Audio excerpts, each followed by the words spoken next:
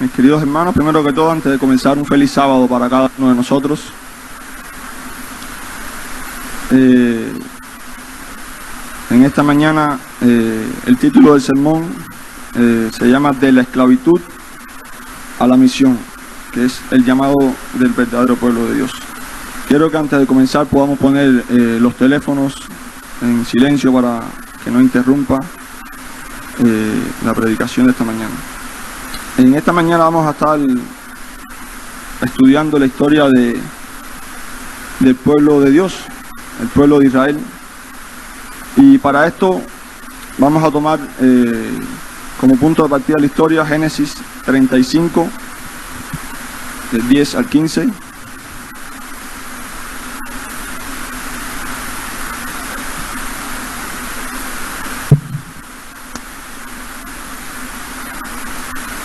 Del 10 y 11, perdón.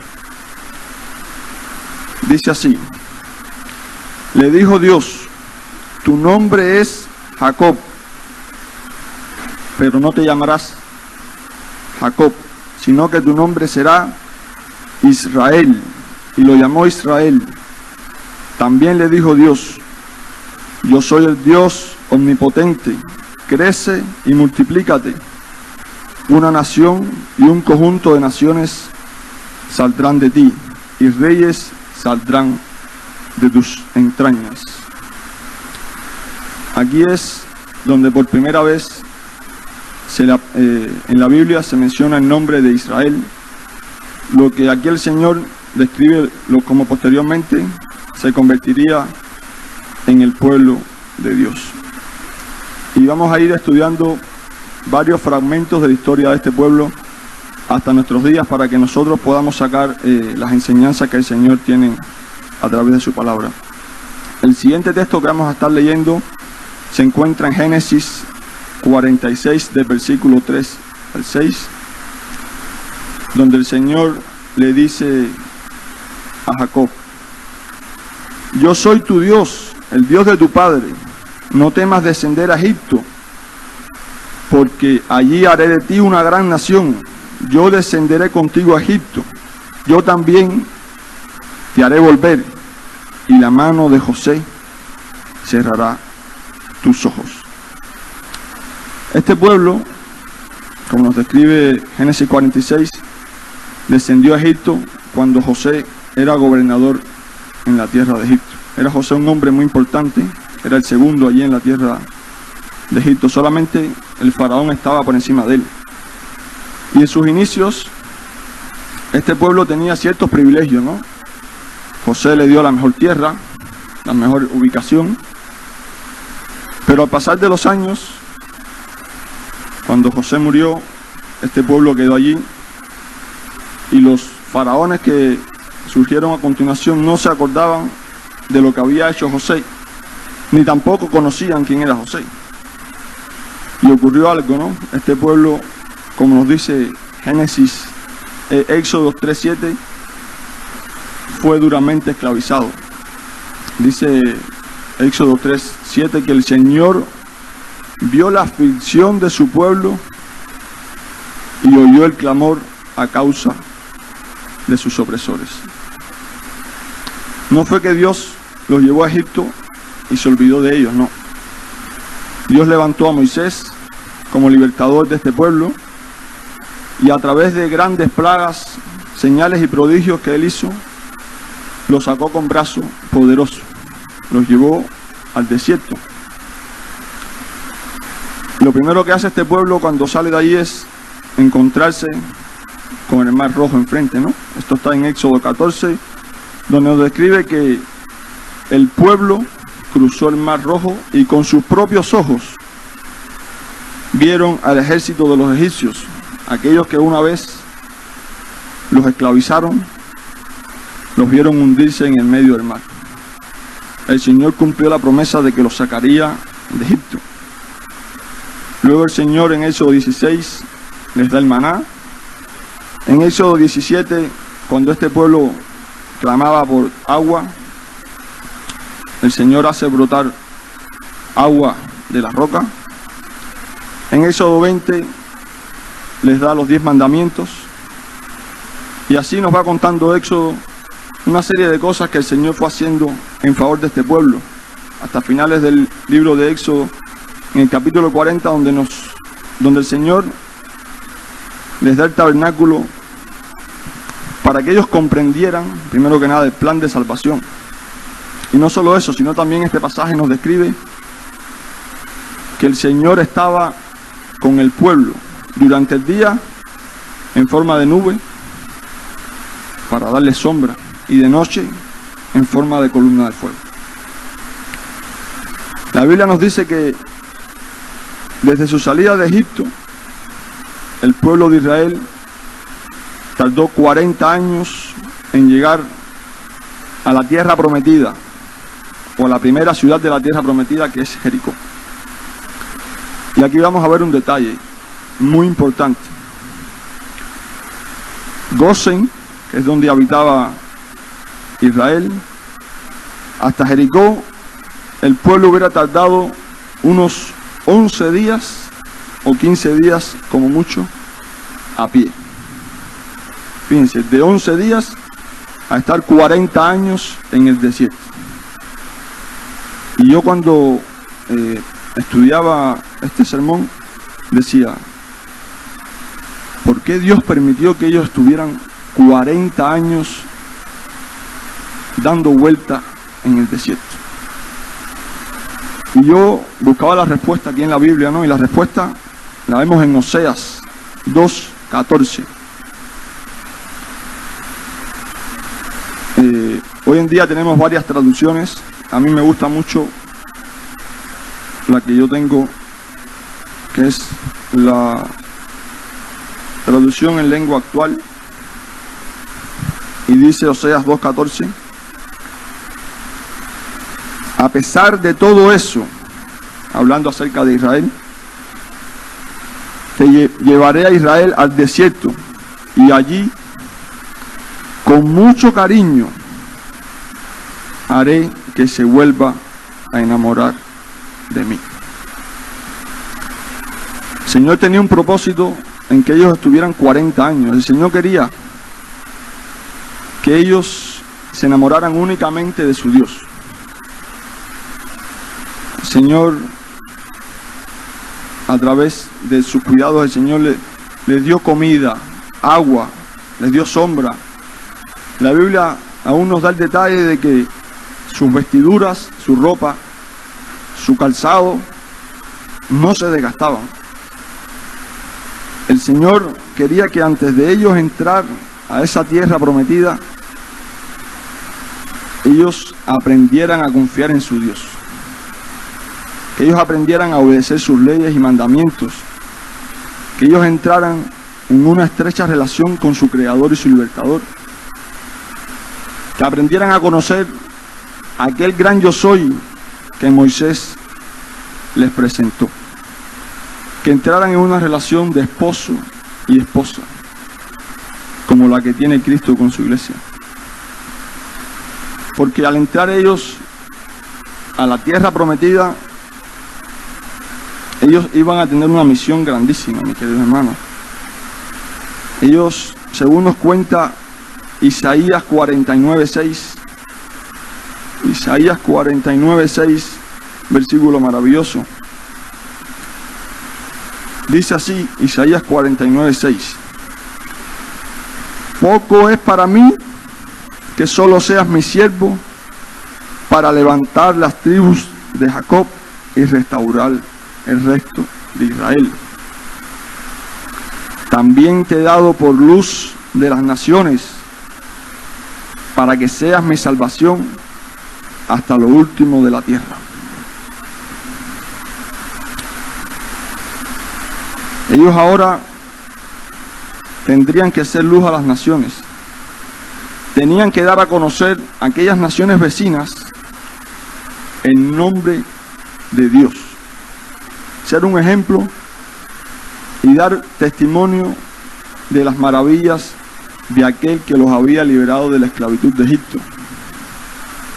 Contar su propia experiencia, cómo el Señor los había cuidado durante 40 años en el desierto sin que les faltara absolutamente nada. con el único propósito, mis queridos hermanos, de que aquellos que no conocían a Dios, aquellos que vivían en las tinieblas, aquellos que vivían en la idolatría, desearan que Jehová también fuera su Dios. El Señor, al ellos entrar a la tierra prometida, les da claras instrucciones. En Deuteronomio 18, del versículo 9 al 4, el Señor les va a explicar a ellos cómo actuar en medio de estas naciones. Dice así Deuteronomio 18, del 9 al 4. Cuando entres a la tierra que Jehová tu Dios te da, no aprenderás a hacer según las abominaciones de aquellas naciones. No sea hallado en ti quien haga pasar a su hijo o a su hija por el fuego, ni quien practique adivinación, ni agorero, ni sortilero, ni hechicero, ni encantador, ni adivino, ni mago, ni que consulten los muertos, porque es abominación para Jehová cualquiera que hace estas cosas. Y por estas cosas abominables Jehová tu Dios expulsa a estas naciones de tu presencia. Perfecto serás delante de Jehová tu Dios, para que estas naciones que vas a heredar, a agoreros y adivinos, oyen. Pero a ti no te es permitido esto, Jehová tu Dios. El Señor sabía que las naciones vivían terriblemente alejados de Él. El Señor quería que ellos no adoptaran estas costumbres, que se mantuvieran firmes y fieles a su fe. Pero desgraciadamente, a pesar de que el Señor fue fiel con este pueblo, de que los sustentó, los cuidó, este pueblo fue desobediente. Y quiero que leamos dos citas que voy a tomar aquí para que veamos la exactitud con la que desobedecieron los israelitas. Jueces 2, 11 y 13. Jueces 2, 11 y 13 es la primera cita que vamos a leer. Dice: después los hijos de Israel hicieron lo malo ante los ojos de Jehová y sirvieron a los Baales, dejaron a Jehová, el Dios de sus padres, que los había sacado de la tierra de Egipto, y se fueron tras otros dioses, los dioses de los pueblos que estaban a su alrededor, y los adoraron y provocaron la ira de Jehová. Fíjense, mis queridos hermanos, hasta dónde llegó este pueblo, Y el siguiente versículo está en Segunda de Reyes 17, versículos 15 al 18. Dice así: desecharon sus estatutos, el pacto que él había hecho con sus padres y los testimonios que él les había prescrito. Siguieron en pos de vanidades y haciéndose vanos ellos mismos por imitar a las naciones que estaban alrededor de ellos, aunque Jehová, ¿qué dice el versículo?, les había mandado que no obraran como ellas. Dejaron todos los mandamientos de Jehová su Dios, se hicieron imágenes fundidas de 2 becerros y también imágenes de acera. Adoraron todo el ejército de los cielos y sirvieron a Baal. Hicieron pasar a sus hijos y a sus hijas por el fuego. Siguieron adivinaciones, agueros, y se entregaron a hacer lo malo ante los ojos de Jehová, provocando su ira. Tal parece que el Señor les haya dado las indicaciones de que hagan lo mismo que las naciones vecinas. Este pueblo, si seguimos estudiando la Biblia, terminó apartándose por completo,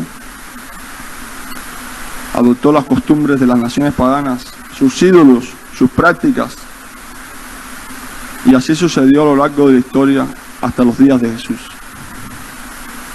Pero ojo, En medio de esto, el Señor siempre tuvo un remanente, un pueblo fiel que no adoptó las costumbres de las naciones vecinas, un pueblo que mantuvo su identidad a pesar de estar donde estuvieran.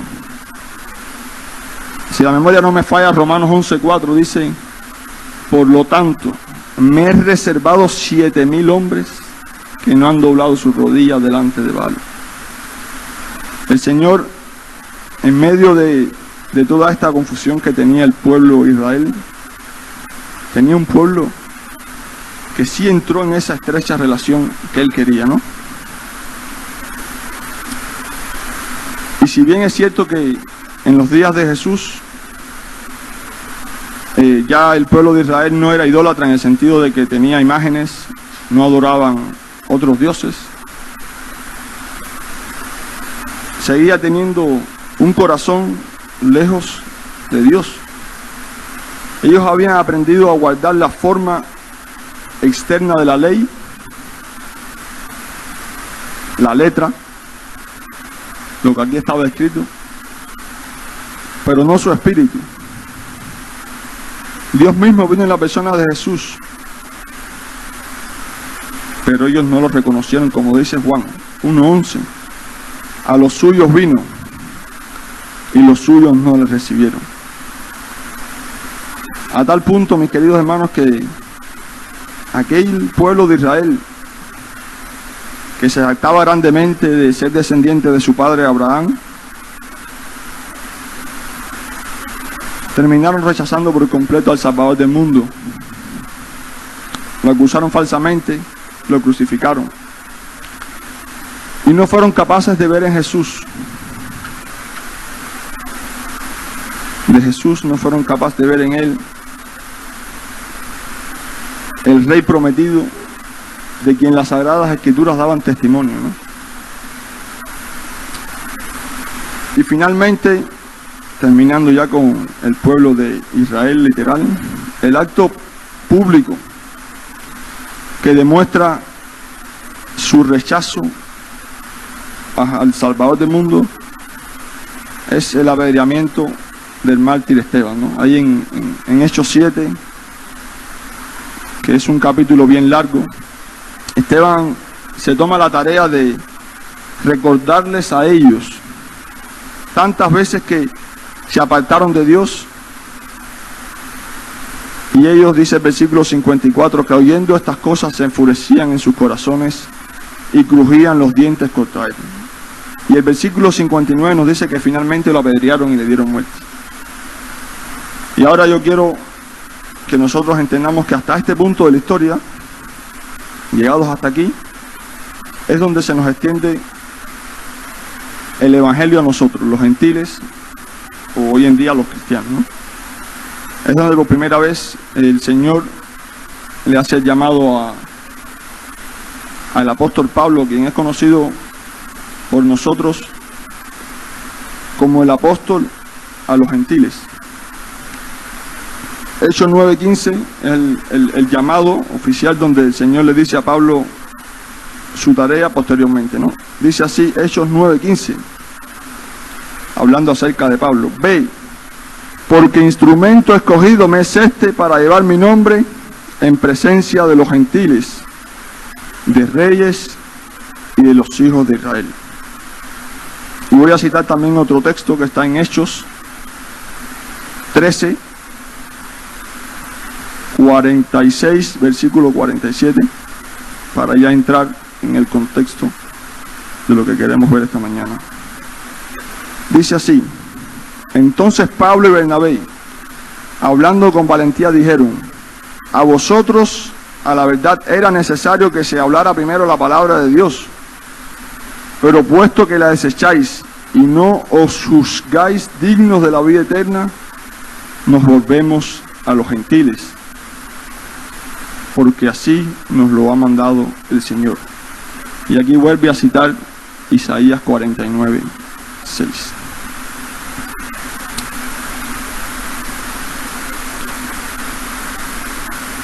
Y ahora yo primero me he tomado la tarea de narrar un poco la historia de Israel para que nosotros, los cristianos o los gentiles, hagamos un paralelismo, para que nosotros veamos qué tanto nos parecemos a este pueblo de Israel que muchas veces nosotros decimos, pero ¿cómo fueron capaces de hacer esto, no? Según hemos visto, ellos fueron esclavos en Egipto. Y ahora yo voy a hacer una pregunta. ¿Creen ustedes que nosotros hoy en día presentamos algún tipo de esclavitud o que hemos sido esclavos? ¿Sí? La Biblia nos dice que sí. Nos dice en Juan, son palabras directamente de Jesús. Dice Juan 8, versículo 34.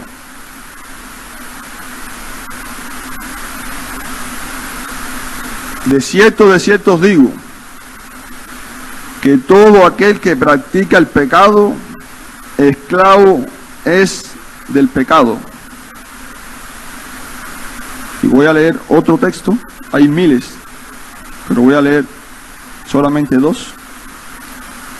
Romanos 6, versículo 17.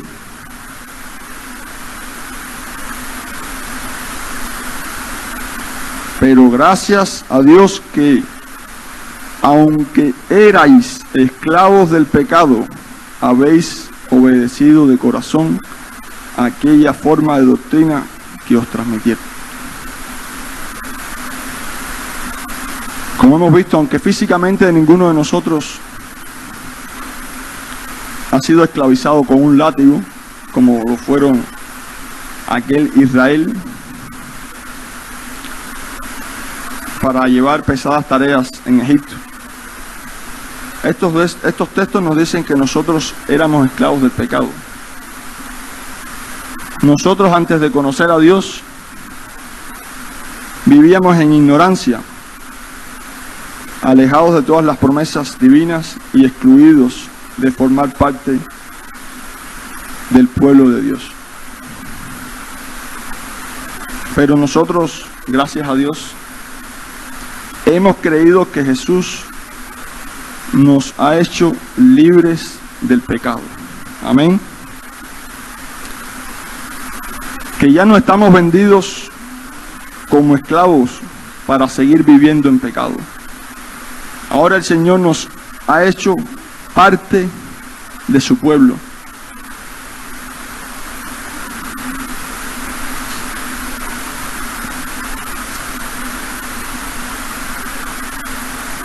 Pero ahora que hemos creído que Jesús nos ha hecho libres de pecado y que ya no estamos vendidos de pecado, ¿creen que también tenemos nosotros una tarea que hacer, así como la tuvo ese pueblo de Israel? Ellos, nos dice Isaías 49:6, que ellos tenían que ser luz a las naciones. Y nosotros, ¿crees que también tenemos que ser luz? Amén, ¿verdad? Veamos qué dice Primera de Pedro 2:9,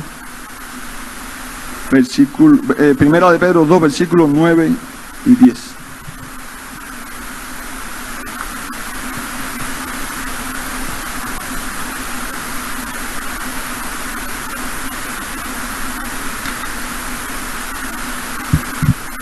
Este apartado dice así: el pueblo de Dios, ¿no?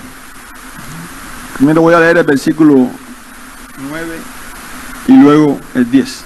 Dice así: pero vosotros sois linaje escogido, real sacerdocio, nación santa, pueblo adquirido por Dios, para que anunciéis las virtudes de aquel que os llamó de las tinieblas a su luz admirable.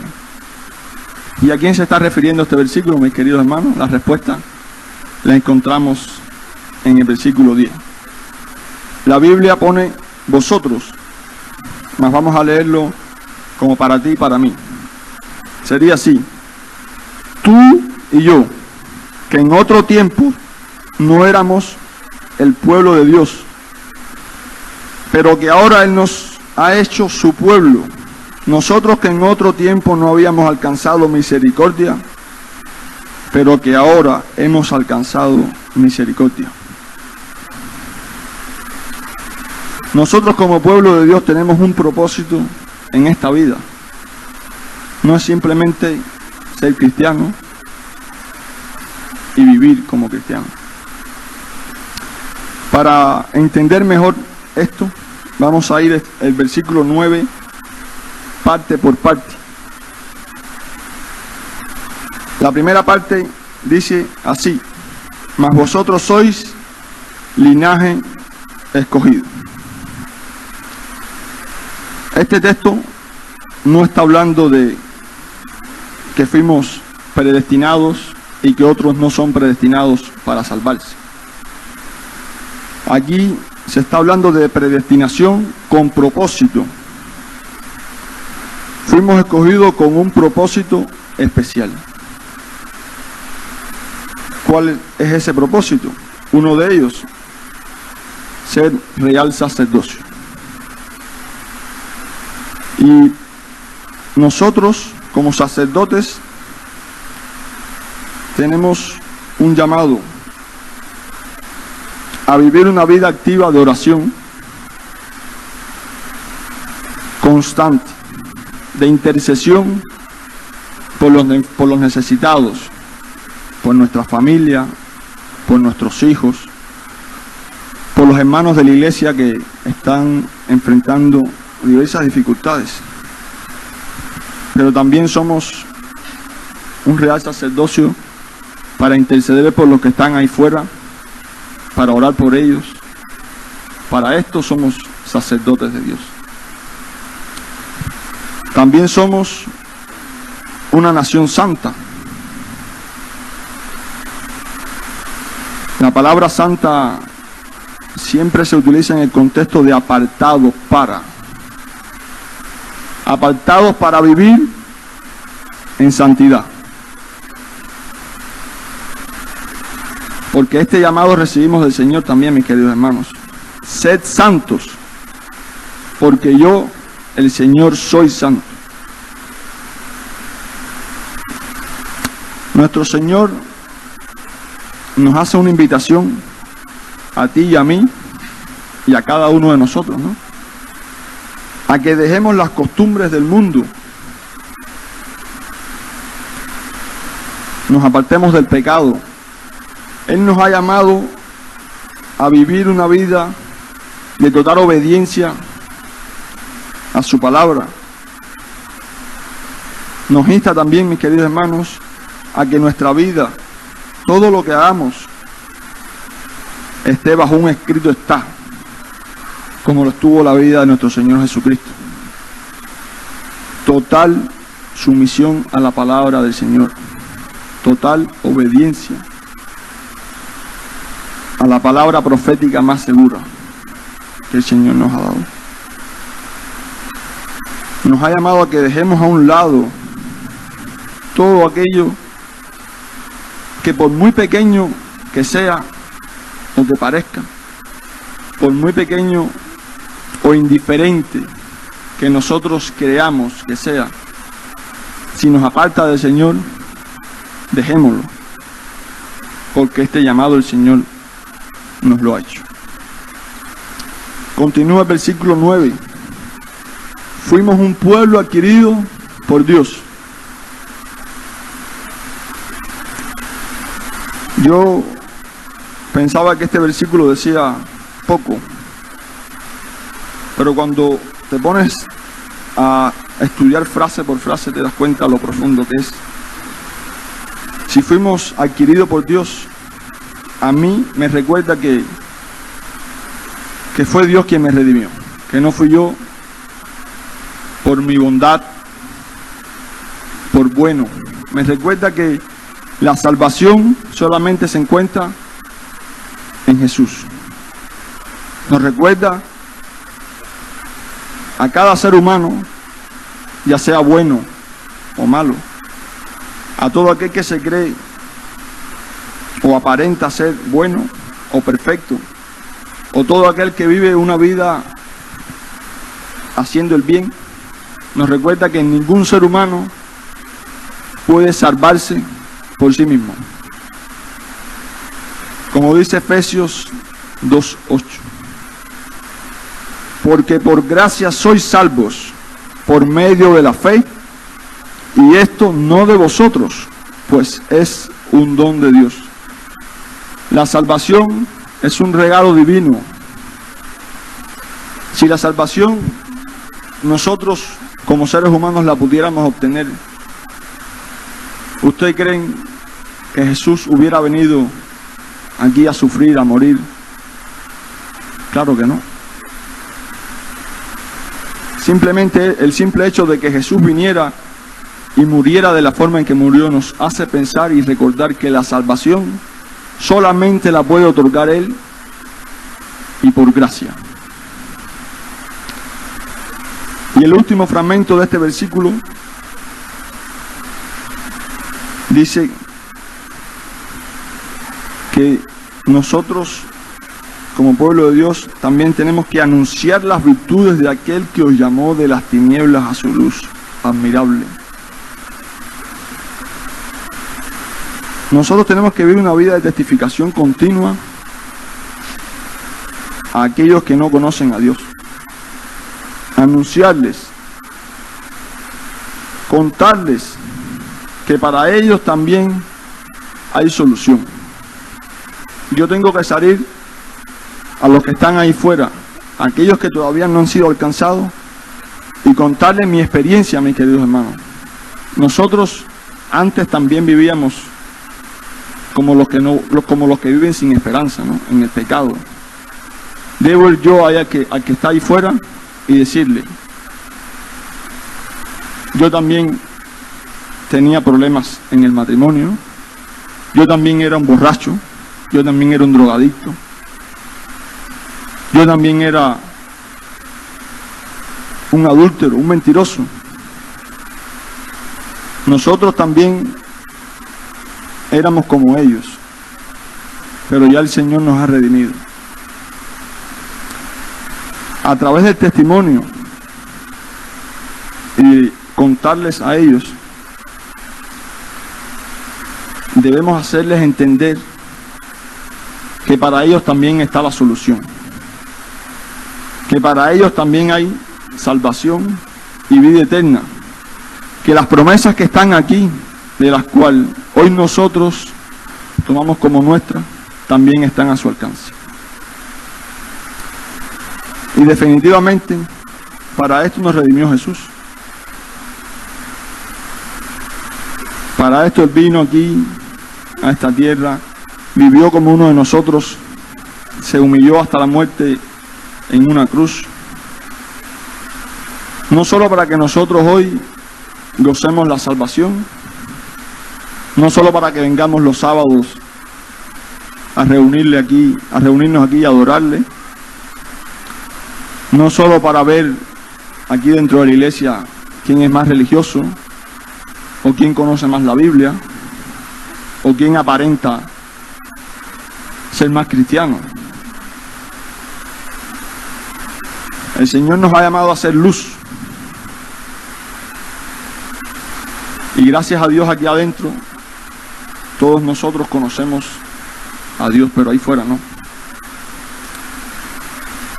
Nosotros tenemos que ser luz en medio de este mundo que cada día se aparta más de Dios. Cada día vive más alejado del ideal que Dios tiene para el ser humano.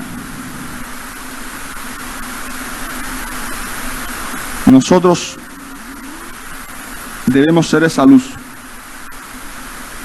donde el mundo pueda ver que yo soy diferente, que yo ya no ando en los mismos pasos que andaba antes. Y aquí voy a hacer otro paralelismo entre Israel y nosotros. Ellos, el Señor les dio unas instrucciones que no debían hacer. y terminaron haciendo lo contrario.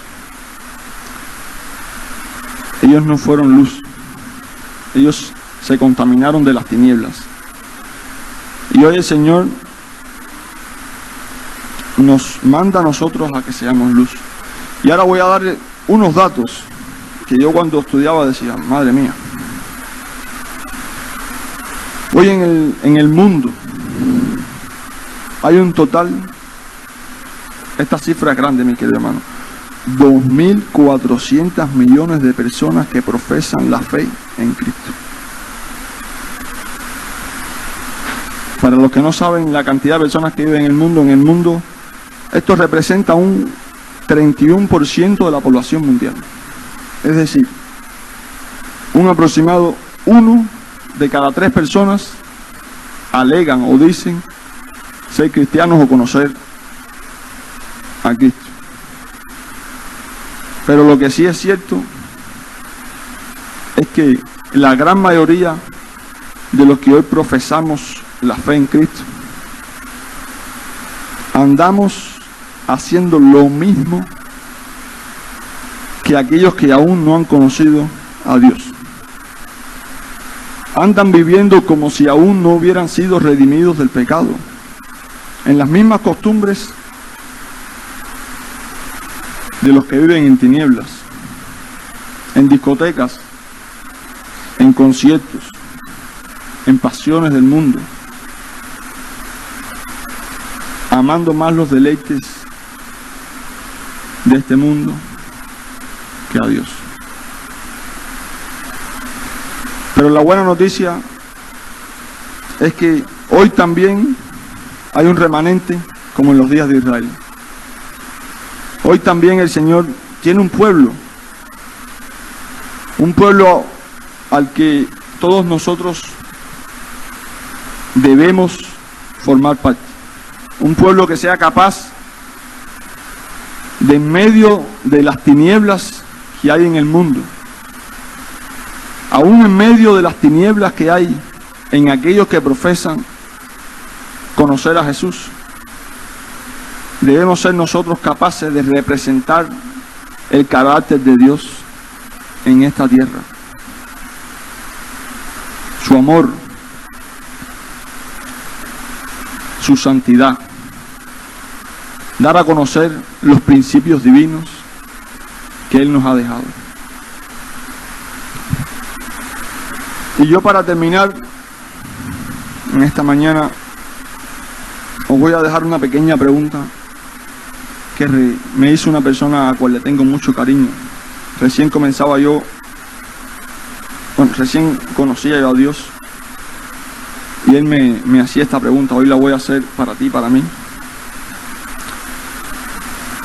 ¿Puede ver el mundo a Cristo en ti? ¿Puede ver el mundo a Cristo en mí? Esta pregunta no quiero que demos una respuesta.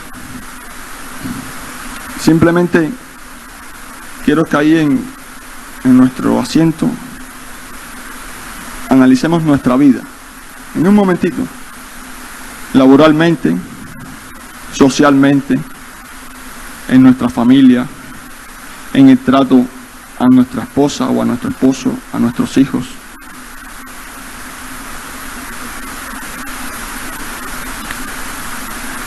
A nuestros compañeros de trabajo, a nuestros vecinos.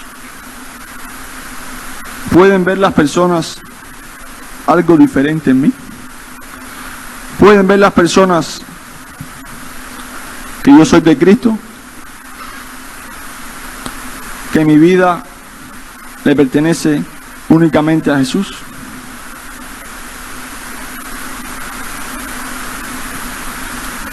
Si la respuesta es sí, pues démosle gloria a Dios. Estamos cumpliendo con lo que el Señor nos ha mandado. Pero si la respuesta es no, mis queridos hermanos,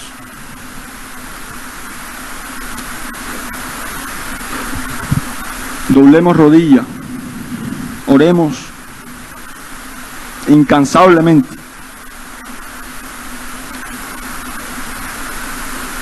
para que Dios nos dé su espíritu, para que el Señor cambie nuestras vidas, que realmente podamos ser luz, que podamos cada día contemplar a Jesús, enamorarnos tanto de Él, que las cosas de este mundo dejarán de ser atractivas para nosotros, mi querido hermano. Eso que antes amábamos, ya no lo amaremos. Amaremos lo que Jesús ha hecho por nosotros, su sacrificio, sus bendiciones, porque hoy también el Señor nos bendice. Hoy cada uno de nosotros tenemos, en el menor de los casos, al menos podemos dormir en un techo, alimentarnos, vestirnos, gozar de la familia. Enamorémonos de Jesús, mis queridos hermanos. No demos lugar a más nada. Cuando nos enamoremos de Él, las cosas dejarán de tener sentido para nosotros. Solo nos preocuparemos por agradarle a Él. Y yo esta mañana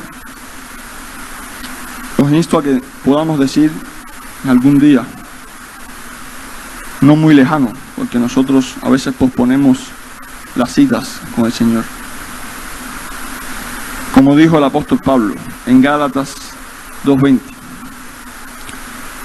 con Cristo estoy juntamente crucificado, y ya no vivo yo, mas Cristo vive en mí. Y la vida que ahora vivo en la carne, lo vivo en la fe del Hijo de Dios, el cual me amó y se entregó a sí mismo por mí. Yo quiero que ahora oremos antes de culminar el sermón para continuar con lo que viene a continuación. Inclinemos nuestro rostro. Señor y buen Dios, danos tu Espíritu Santo, Señor. Que sea Él quien nos guíe hacia la verdad. Que sea Él quien tome el control de nuestras vidas y nos ayude, Señor.